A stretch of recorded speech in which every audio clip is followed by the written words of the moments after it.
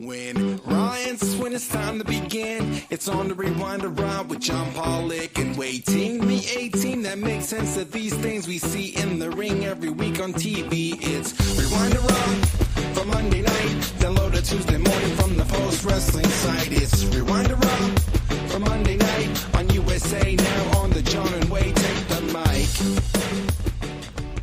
Hello, everybody, and welcome to Rewind to Raw. I am John Pollock. Way, am I joining you right now? Can you see me? Can you hear me? You are here, John. Oh, I'm here. Thank you. I can see you. I can hear you perfectly clearly. And let's all cross our fingers if you're tuning in right now that this internet connection holds up, because you've had quite the day, haven't you? So for the last 24 hours, I have just had a mess of my internet, which it's been like we had our struggles, like we have gone through our problems, but we've been on I have had no issues for months and months. It has been flawless. I have had no issues. And today, just a disaster. My internet went down, had to have been down 10 to 15 times throughout the day, including an interview that Brandon and I were doing that is preserved. We have the interview. It will be fine. There's just not going to be any video of it, but it was just a mess today. I'm hoping that we are smooth sailing through the show, but it was a massive headache today. On top of the fact that as I'm doing this interview today and we're like setting up, I've got no playback in my headphones. It's not playing at all. I'm going through everything. My internet's going down. It's like one of those, I literally said out loud, calm down. It's going to be fine. It was my inner way voice of trying to calm myself because everything was going wrong. And so I had to set up another microphone as I'm trying to connect with the internet. We're late starting this thing. And then I have to troubleshoot. And I figure out that on Sunday, my lovely daughter came in and was playing with the mixing board. And she had hit a button. And it was the closest button that she could have reached. And I remember taking her hand away and saying, I hope she didn't knock anything on the board. And she had pressed this one button that caused me so much grief today. She also deleted Spotify off my phone, but that's wow. That's a small price to pay. Anyway. It's incredible what she could get away with. She's learning how to text. She's learning how to fix your Netflix account. She's evidently learning how to delete apps. And I should have asked her how to fix this. She probably would have known. Probably, yeah.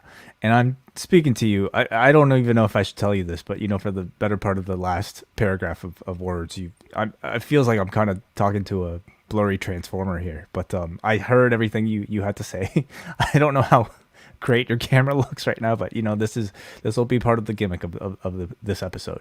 Cut me off if you can't hear me. Visual, will do. I can't deal with at this point. As just long as you're hearing me, because I look crystal clear on my end, and that's how I'm gonna envision that you're seeing it, even though it's not. It's far from it. It's okay. I've been listening to wrestling podcasts since the late 90s, and I'm very used to this quality of image. So bear with us, everybody. Okay. Well, I'm at the brink of my patience level, so I might go off the edge tonight. I'm very close to it. But how are you doing? Are you recording just a separate audio track just in case we cut you off? I can. You know what? If you don't mind. Just just at the very least, if we don't get it perfectly here in the audio podcast form, it'll sound crystal clear. This is really behind the scenes for everyone. Okay, we are rolling way, so we're all good. Perfect. All right. Yeah. Tell me anything. Tell me some good news, Way. Just anything. Did you take Oscar out for a walk today? Did you have some pineapple smoothie? Anything? Pineapple smoothie? No, nothing like that in particular. He is starting to eat food, so he's been tasting all manners of things, including pineapple, I think. But no, we haven't really gone out. The weather's not been too pretty, recently. So just stayed home. Maybe had some visitors actually. Had some family come over to see us, but yeah, pretty low key, I would say, yesterday. I had to dig out my car, which has been just thawed over, like it's the Elimination Chamber logo, because I had to be prepared because I might have had to have gone out tonight at 11:05 p.m. So it's cold out. Yes, it's very cold, and my car was buried. That is always an option, but that's okay. Yeah. What else is going on? I think we got to cut this small talk off, John, because we could go off air at any second here. That's right. Let's just keep funneling through. Ask away. It might be ask away singular on Tuesday, depending on how things go. But that is the plan, to have our mailbag show on Tuesday, where we will be taking all of your questions from the forum. That's right. Forum.postwrestling.com. If you're a Post Wrestling Cafe patron, do leave your questions. I think we've been going live for these, have we not, John? So we'll see. No, please. Let's. You will get the show tomorrow. I don't know in what form. You tell me, Way. Okay. All right. Well, it'll be out there for all Post Wrestling Cafe patrons. Video.postwrestling.com. Leave your questions right now at forum.postwrestling.com.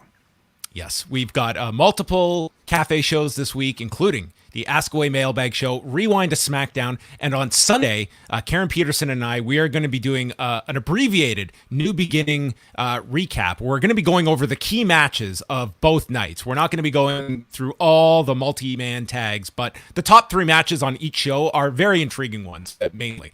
So we will be chatting about that, including Hiromu Takahashi against Yo, Tetsuya Naito against Shota Umino, and Zack Sabre Jr. against Tomohiro Ishii among the highlight matches this weekend. Looking forward to you guys doing a show together. It's not often we get Karen and John, so I'm looking forward to that a lot.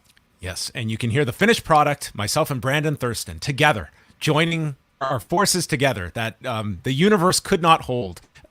Chatting with Abraham Reisman, who is the author of the upcoming book, Ringmaster, Vince McMahon and the Unmaking of America. So you will get to listen to this interview in all its glory, and you would never know the trials and tribulations of one John Pollock as we bring you this interview and perhaps some more interviews down the road with myself and Brandon that we have been discussing doing together. So a great guest, and I've had a chance to read the book, and I think that it's very informative in terms of putting the whole Vince McMahon story into context and some outstanding research, especially in his early life and that development process, and a lot about his childhood that, it's obviously an area of his life that has been reported on, but I don't think to this detail as well. So that's coming out on Tuesday. And Brandon will also be back this Friday as we chat the WWE financials that will be released on Thursday.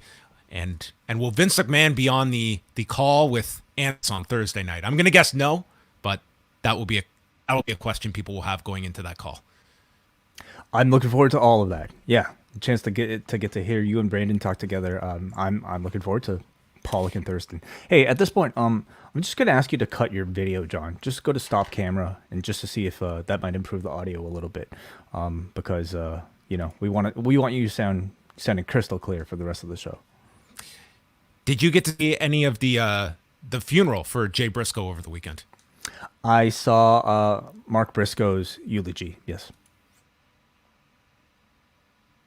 Oh. Uh-oh, everybody. Did we lose John completely here? Bear with us, everybody. Technical issues. We're bound to reach this at some point. So, John, at this point, I might have, if you can hear me, I might have to ask you to call back. But yes, everybody, this past weekend was the funeral for Jamin Pugh, Jay Briscoe, and I'm actually going to maybe defer to John before he calls back and we get to it, because I'm sure he'll have plenty of thoughts. I don't even know if we should really continue the news at this point until we get John back. So I might have to pause the show for a second, everybody, until we get our technical hiccups fixed, and we will get back to you in just a second here.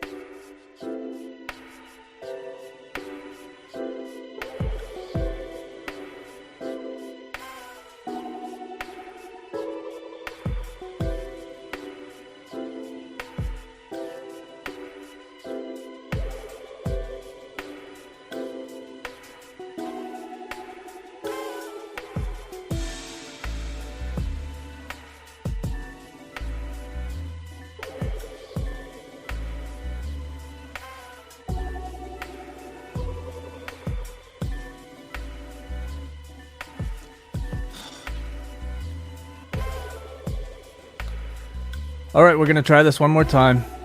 John, are you there with us? I don't know. Am I? Yes, for now at least. If this goes down again, I'm just camped out. This is just stupid to try this. So we're gonna do our best, and if this fails, this fails. I'm not gonna try and just. Do you want to try dialing in on your cell phone instead? If you want, if that's easier. Let's try that instead, everybody. All right? Pause right here. We'll be back.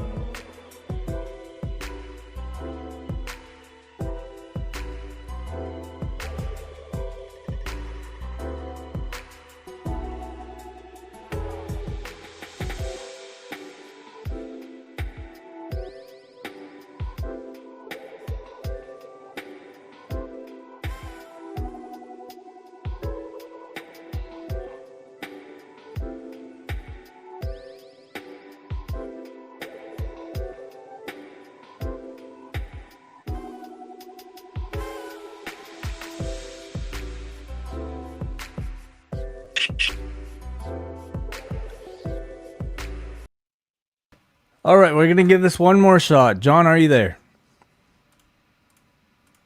Hello, hello, hello.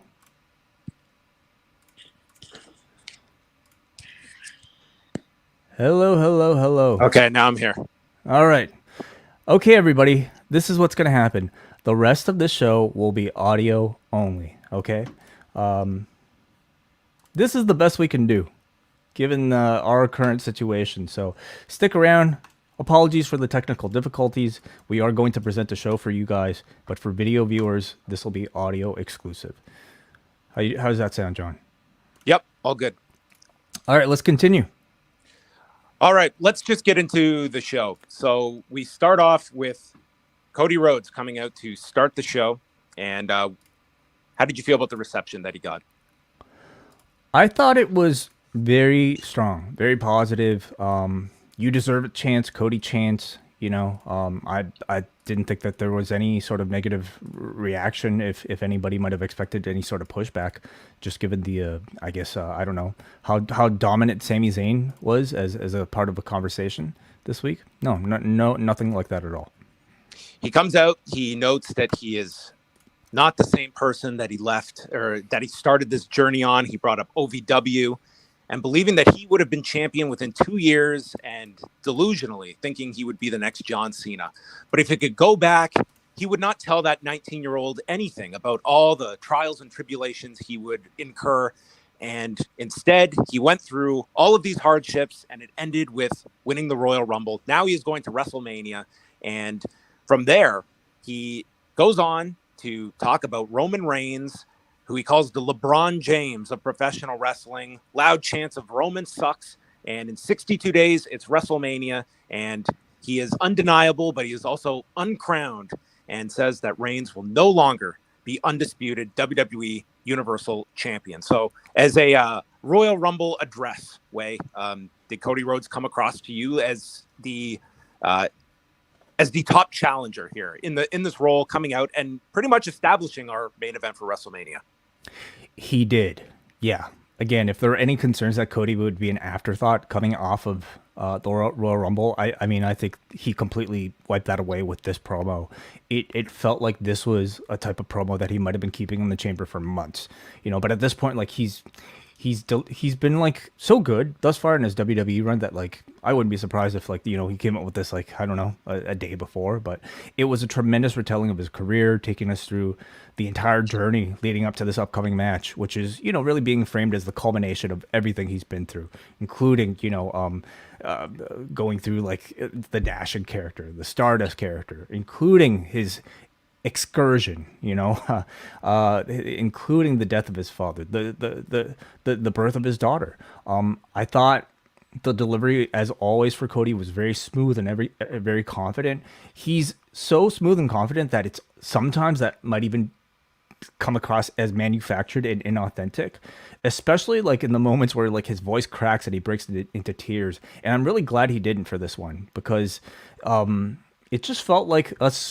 confident wrestler here. He didn't get into anything cringy that like a lot of his AEW promos tended to get into. Nothing you could possibly, I think, get mad at here. And I do wonder, like, if there's any sort of editing process that he goes through now in the WWE that he didn't in AEW, or maybe he's just like that much more self-aware about the content of his promos now. But I thought he came across really well. It was a very good promo. The audience was behind him. They booed Roman. I think it was all the reaction you would have asked for out of this segment. And then they were interrupted by the Judgment Day. And Balor asked if he's returning to do something original or just going to knock off all of his old stuff like before. So Dominic says that Cody ruined Judgment Day's plans at the Rumble with Rhea winning. Dominic was supposed to win the men's Royal Rumble. And Cody, if Cody had put his hands on Dominic in prison, he would have got. And Priest then calls him the golden boy that was handed number 30. And Dominic says that Cody owes an apology. And Cody explains he respects Ray. But Dominic says, well, I don't respect my father. I also don't respect your father, Cody. So Cody challenges any one of them to a match tonight. And it will be Finn Balor, Cody Rhodes later on in the main event. Mm-hmm. Yeah, no, I thought Cody sounded really good. I love the fact that like they're framing this as sort of the Anoa'i family versus the Rhodes family. They're kind of the two current representatives, and it makes the entire thing feel a lot bigger than just Cody versus Roman at WrestleMania. The debate, I think, is going to continue, over whether Sami should really have that spot or Cody should have that spot. I mean, if I'm the WWE, like I'm pretty happy about that type of argument going on, because you have, for the first time in what feels like a very long time, two incredibly viable baby faces, and an incredibly hot, the hottest heel champion that they've had in years. So, I mean, really, if they play their cards right, like they can have everybody come out as a major star coming out of this.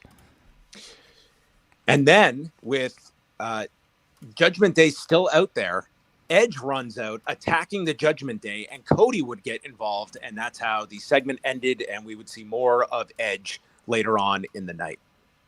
There were a series of qualifying matches for the men's Elimination Chamber match. So Austin Theory will be defending the United States Championship in one chamber. And then we're going to have a women's Elimination Chamber match as well that we'll get to. But our first qualifying match sees Seth Rollins taking on Chad Gable. And they had a terrific match. Gable was, these two were just tremendous together. Gable misses a moonsault off the top, and then Rollins lifts him up for a buckle bomb and starts selling his knee after that spot. Gable then sidesteps the stomp. Pedigree gets stopped into a jackknife cover. They're going back and forth with covers, and then Gable catches an enziguri and puts him into the ankle lock, won't release it. There's a victory roll counter. The stomp misses for Rollins into another ankle lock. And then after a jackknife roll through, Rollins turns it into the pedigree, pinning Gable in 9 minutes and 8 seconds. But this was, I thought this was like a really, really strong TV match. Really excellent little TV match. It, in a very short amount of time, I thought they managed to tell a pretty compelling story with Rollins' knee, great entries into Gable's ankle lock, and then really nice entry into that pedigree finish, about as I think much as they could do with the TV time that they were given. It would be wonderful to see something a bit more substantial between these two in the future. IYO SKY against Candice Lerae. Graves explained that Dakota Kai suffered an injury in the women's Rumble match, and we have Michin that is out with Candice LeRae, and these two also had a very good match. Crazy suicide dive here from IYO SKY as she went out and nearly was going at this awkward angle, but landed it really well. They come back from break, and LeRae stops the over the moonsault with a German off the second turnbuckle. Sky then lifts up Candice, and it's turned into a poison Rana. Sky then blocks the wild ride and goes for the moonsault, landing on Candice's knees. And as Candice gets an inside cradle, Damage Control is distracting the referee. Sky kicks out, and then we see Bayley back on the apron, and Sky gets the roll up as Michin is too late to save, and Sky pins LeRae in 9 minutes, 18 seconds. And Corey Graves says that Michin was not much help to Candice Lerae, which would be accurate. Yeah, I don't know if either of them have been much help for each other, for several months now. I thought a pretty good match, though, between the two. They had to overcome a pretty quiet crowd that, clearly didn't see either of them as any sort of significant star.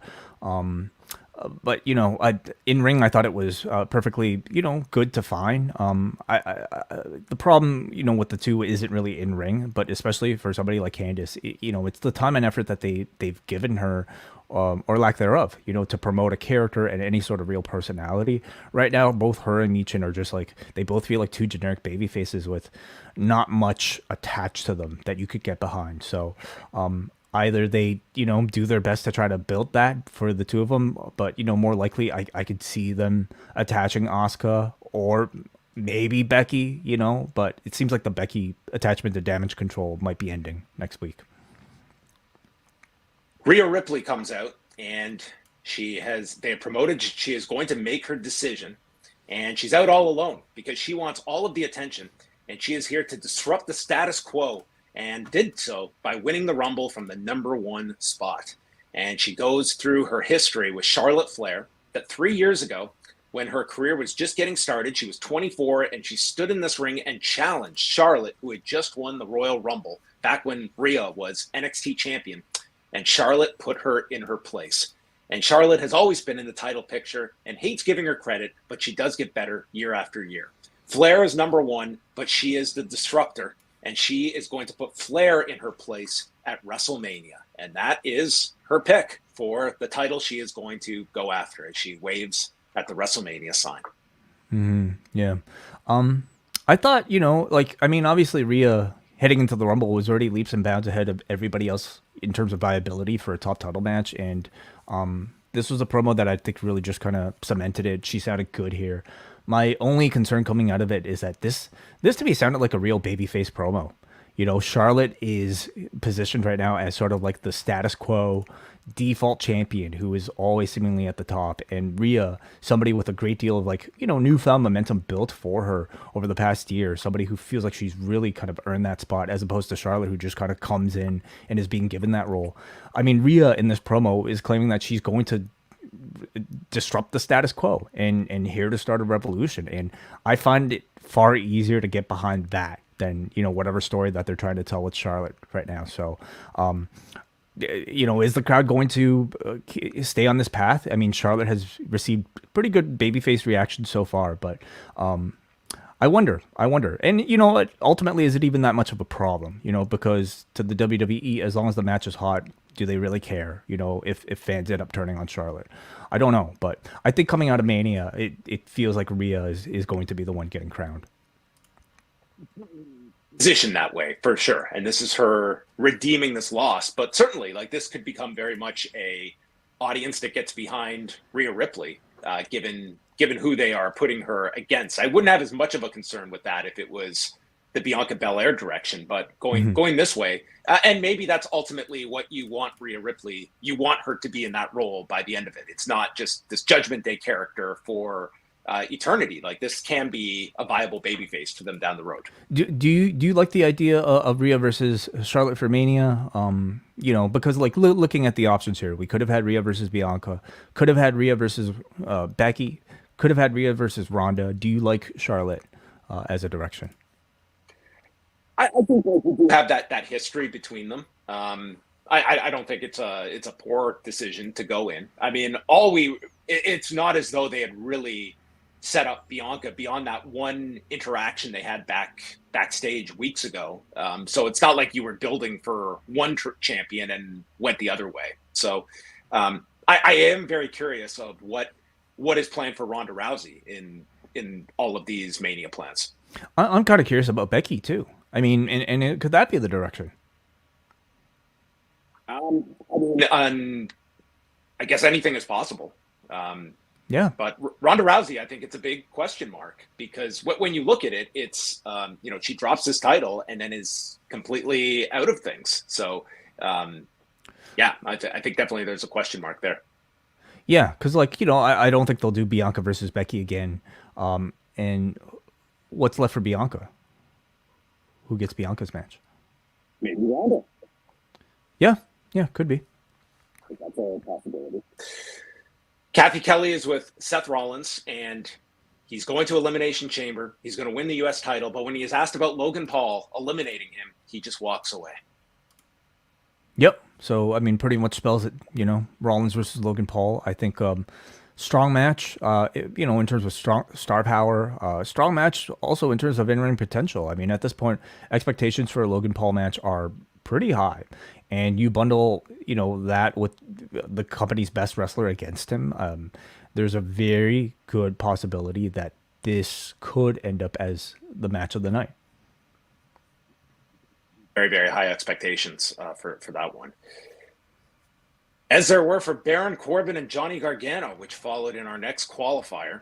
And Corbin doesn't believe Gargano can be a mainstream WWE star. That's his critique of Johnny Gargano.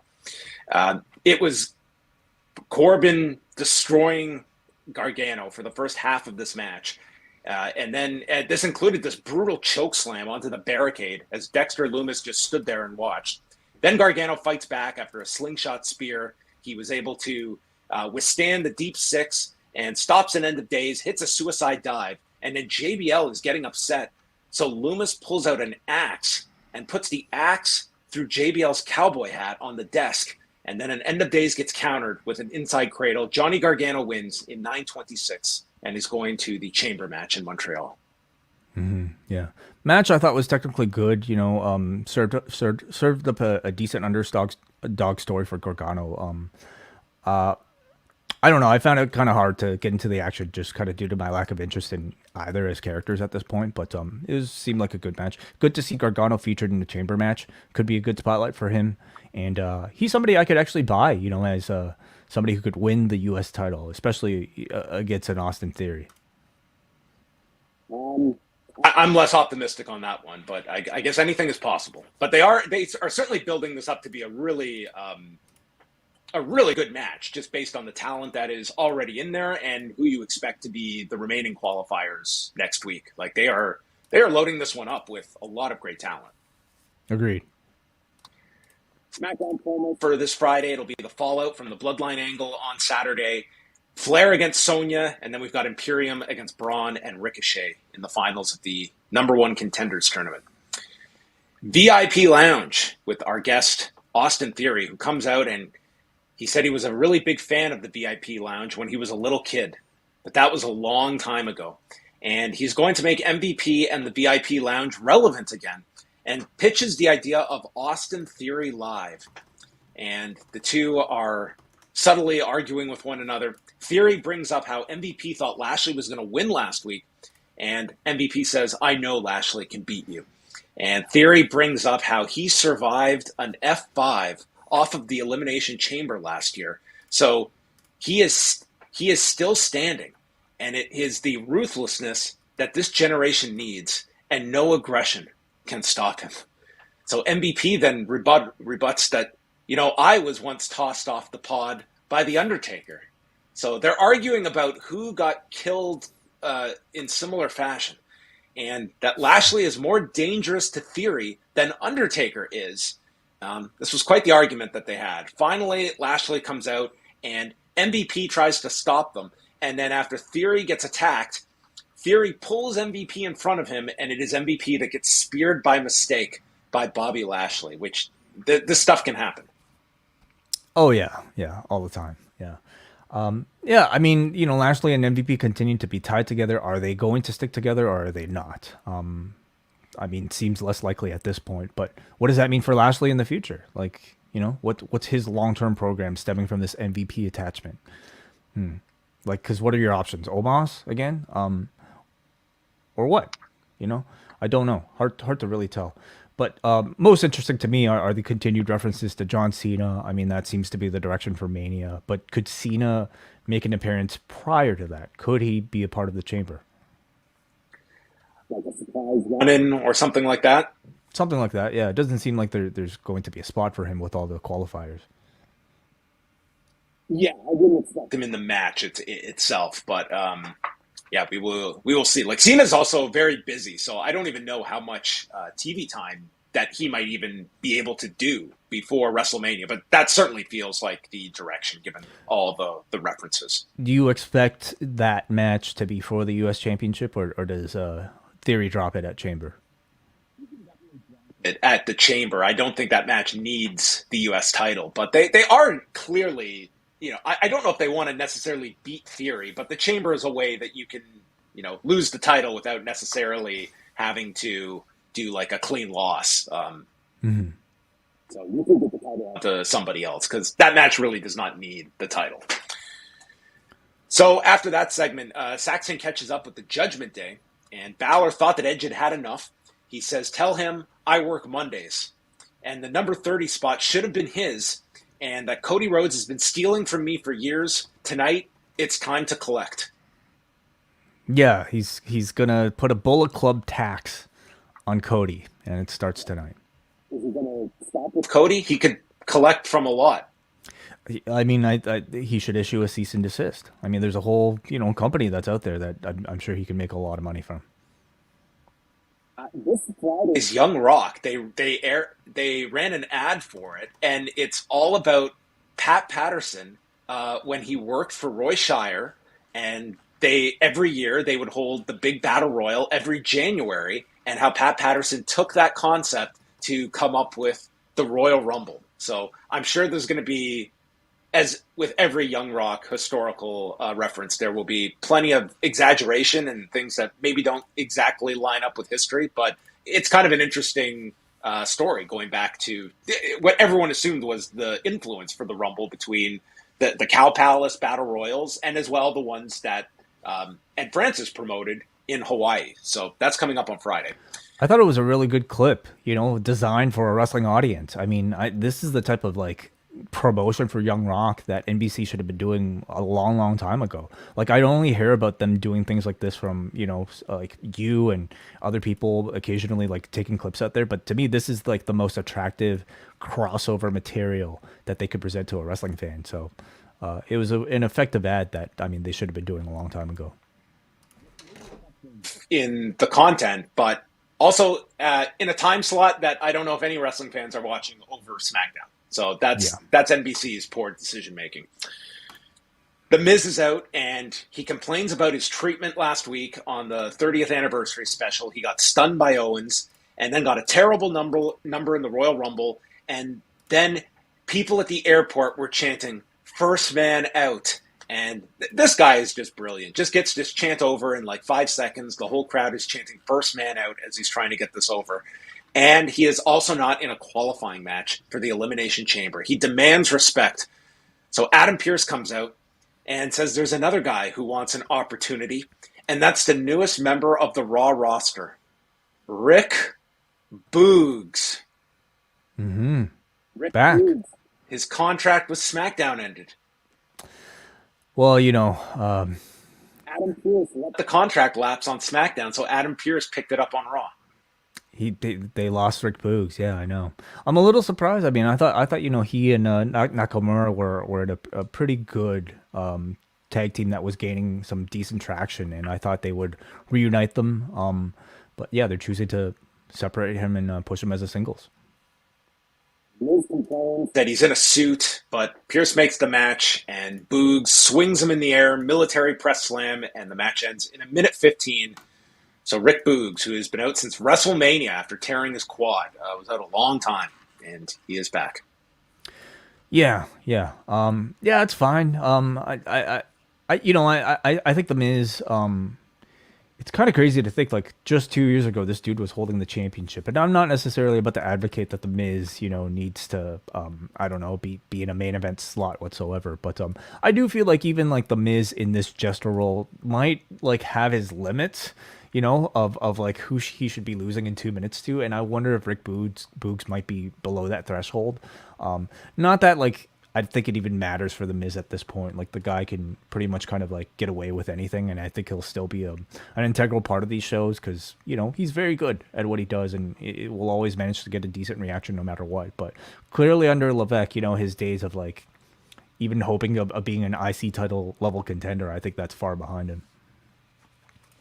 of economy as well. Walking backstage, And as they walk into a room, we cut to the Maximum Male models who refer to Otis as disgusting and grotesque. And Maxine says, it's perfect. Yeah. So how did these guys get over on Raw? Are we still Mania season? Contracts. Is that it? Sure, yeah. Okay. Yeah. Interesting. Yeah, it's interesting. I mean, I think Otis has been gaining a lot of babyface traction recently, and it's been very organic. They've not really pushed him as that at all on TV. So it seems like they're taking advantage of this by pairing him with, I think, a very natural rival, or maybe even, I don't know, tag team associate. Who knows? But it's something for the Maximum Male models to do on the other side. That's more than just, I don't know, losing in a few seconds. They recap the Rumble at the Rumble with the Bloodline, and Bayley comes out, and she brags about eliminating Becky Lynch, but now she's done with her. Becky comes out, they note it's her birthday, and she calls Bayley a stupid fool, and they're not done until she says they're done.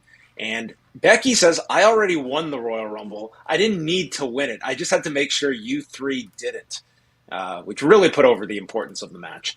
Blames her for robbing the people of a steel cage match last week. So Bayley gets serious. She says, I don't like you, Rebecca. I think you're overrated. I don't think you're good enough for any of this. You're not even good enough for your husband, who only married you because he knocked you up. And Becky thought they were just fighting over wrestling. But this bitterness started 10 years ago in NXT in Orlando. So let's end it in Orlando next week with a cage match. And Bayley is not interested in this. So Becky goes to the back, drags out Dakota Kai, who I guess has just been laying there dead for the last 5 minutes during this promo. And she's got a chair around her ankle. And Becky threatens to break her ankle. So Bayley accepts the match. And Becky says, you can bring your friends next week, but you might want to check on IYO backstage. So I don't know what Bayley was doing in the back, but she missed a whole attack on IYO and Dakota, and we have our cage match next week. Well, the back is very big, John. You know, it's a very, very big arena out there. So, yeah, just go into the match that we didn't get last week because it was cut for time. I mean, I thought like the promo exchange here, they kind of went a bit dirtier than I was expecting for like what we usually get in terms of content out of these two, at least talking about the family. And I mean, it was attention grabbing, and it seemed like it was a lot more than I was expecting for like a 1 week build for what seems to be a culmination between this feud next week. The line was in there. I don't know. Maybe Becky could have countered. She's like, did you see that Applebee's ad? That is true love. Yeah. That's chemistry. Pierce had to play Excalibur here and go through all of the matches that have been made for the next week. So he confirms the cage match will take place next week in Orlando.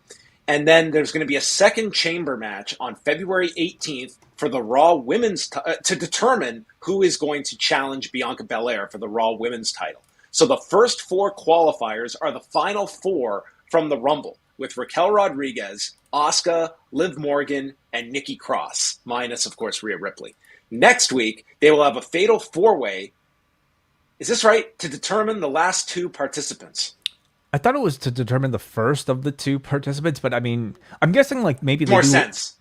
Yeah, they do one for Raw, one for SmackDown. So, I guess so. Okay. Yeah. So maybe, yeah. Okay, so this is the first of the 2 empty spots will be either Michin, Candice LeRae, Piper Niven, or the returning Carmella.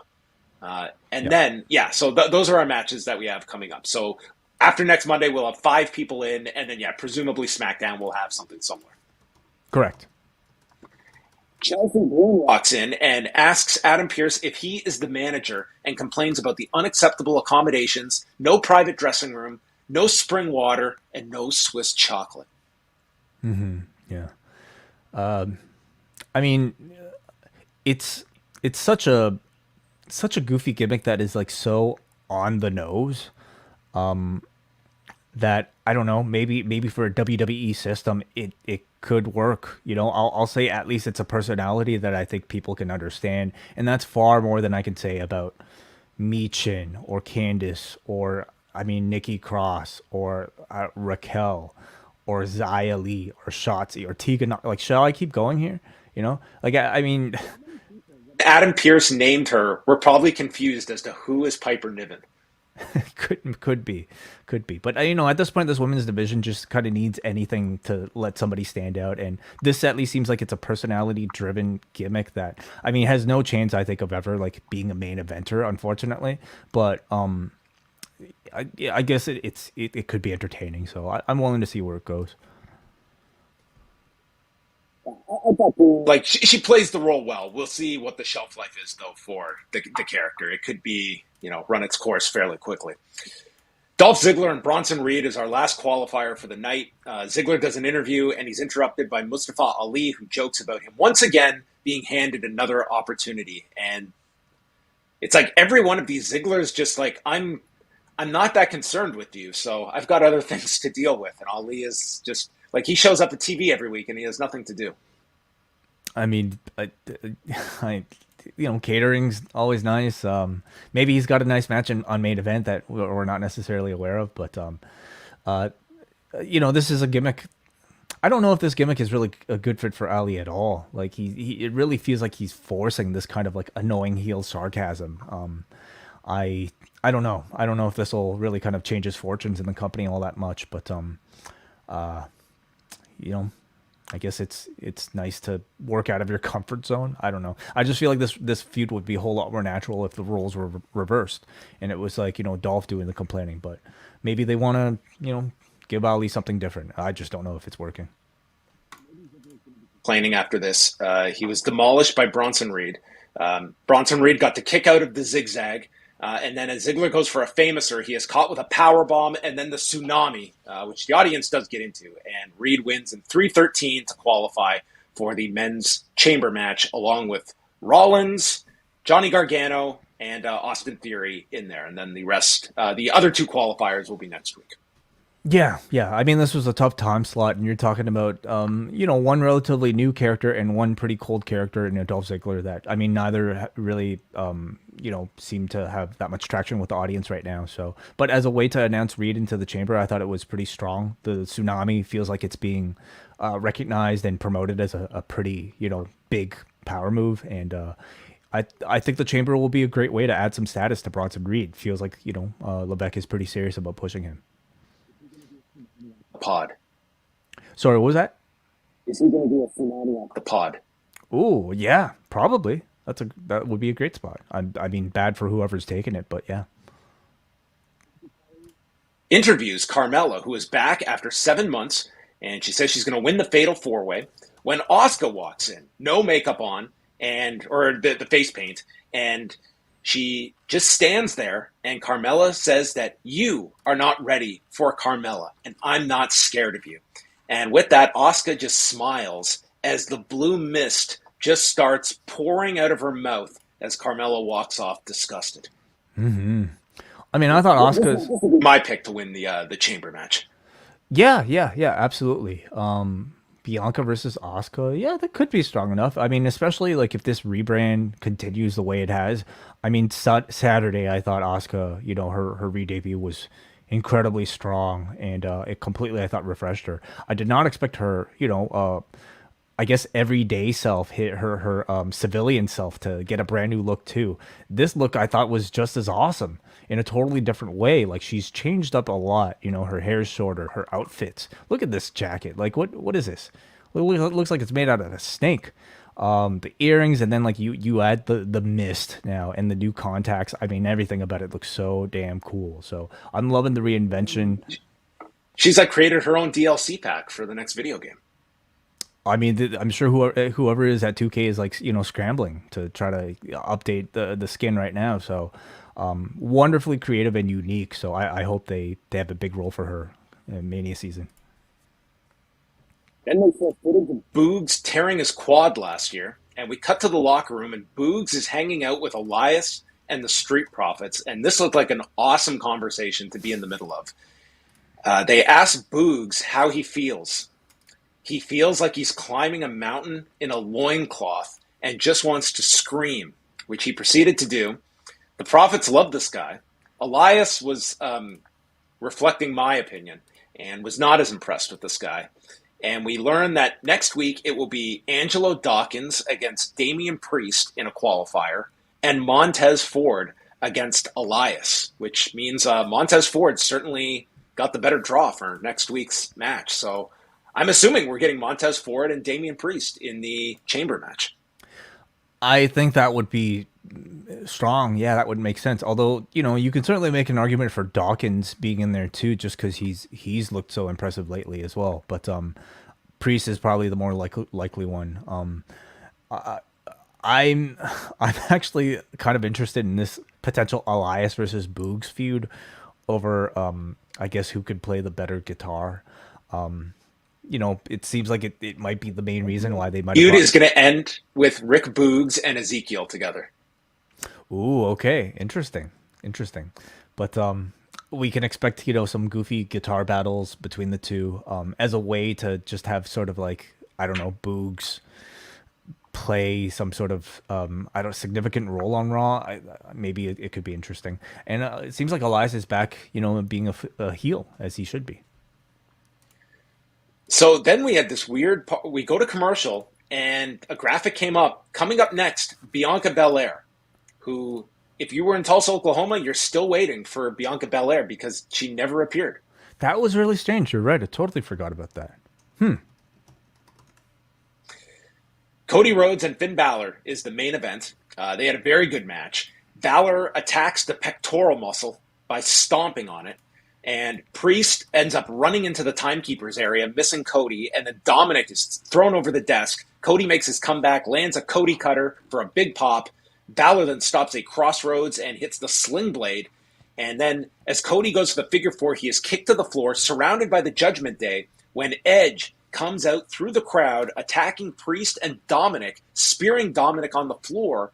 And then Ripley goes after Edge, which leads to Beth Phoenix coming out and once again spearing Rhea Ripley. It would certainly seem like we're getting the mixed tag at Elimination Chamber. That's my guess. Yeah, that would make a whole lot of sense. Unless they might even want to save that for Mania. I that's a potential direction as well. But they're making it pretty like hot right now, I would say. So yeah, Chamber in Canada, I think makes a lot of sense.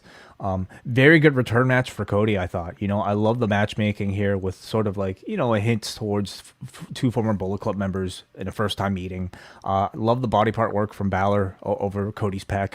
And I thought the Edge and Beth run-ins were both very effective. They continue to just come in here. No words have been said. He just comes in here, and every time he looks at the Judgment Day, he dashes for them and beats them up. Rhea, gets the advantage, and then you have Beth, coming in full of fire as well. So I think they've done a great job building that feud without even one promo exchange from Edge or Beth at this point.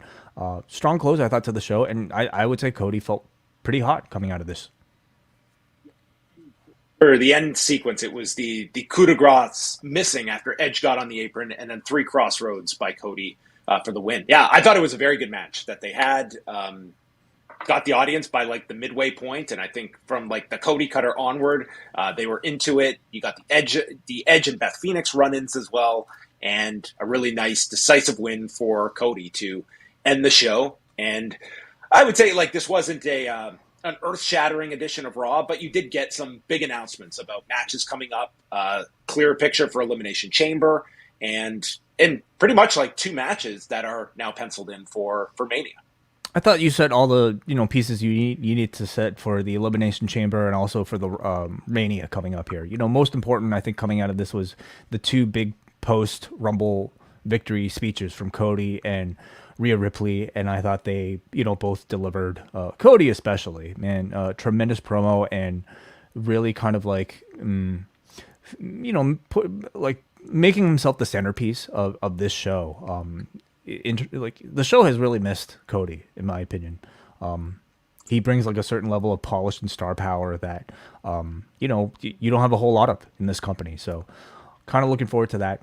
John Stino here just sends a note here. They played the Bianca segment as a digital exclusive that they must have forgot to air. It was just her asking who's going to challenge her at WrestleMania. So seems like something was cut for time. Raw following the Royal Rumble. And the They're probably going to do a very good number. Probably not at the level of last week, but I still feel they'll do pretty strong, especially for the first hour with Cody being promoted ahead of time and just coming off of Saturday. Like, there was a ton of interest in the Rumble on Saturday. Yeah, I think they'll do good. And, you know, they're going to try next week with Bayley versus Becky in the cage. Trying to think what else is like significant that they promoted. The Chamber. Yeah. And that's it. You know, we'll see if they can keep that momentum up. Because yeah, tonight's probably going to do decently.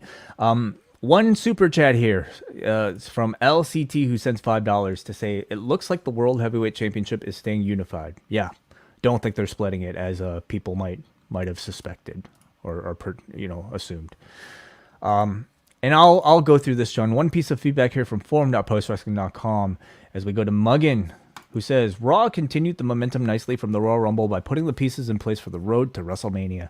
Rhea Ripley picking Charlotte makes so much sense because SmackDown needs an injection of newer blood. It's the right call, and it's redemption season for 3 years ago. Cody Rhodes got his quest to the world title off on the right foot, and he and Balor put on a fine match. The U.S. title being defended in the Chamber spells out what will happen on SmackDown this Friday between Zayn and Reigns. The field looks promising, and I'm glad to see Rollins, Gargano, and Bronson make it. The Corbin-Bradshaw tandem is falling flat. I'd get a kick out of Loomis using his axe on the Stetson. Let's talk about the Zayn Reigns point. Do you think this kind of spells Roman Reigns versus Sami Zayn for the Chamber? Montreal. Yeah. We'll see if they confirm it. I think SmackDown, of both shows this week, SmackDown will probably have certainly more my interest, just to kind of see the follow up between the Bloodline angle. Yeah. Anything more to say, John, before we cut off this, truncated version of Rewind of Raw? To finish off with. I'm sorry, what was that? One more time? No, I'm good on this end, so I think we can wrap things up. Okay, apologies, everybody. We are trying our best to deal with some of our technical issues today. We'll be back on tomorrow for Ask Away for all of our Post Wrestling Cafe patrons. I guarantee you things will sound perfectly fine for that show. And John's off to give the man a break, everybody. John has had a really tough day with all this stuff, and if there's anybody to blame, Rogers. Always Rogers. Okay. Bye-bye.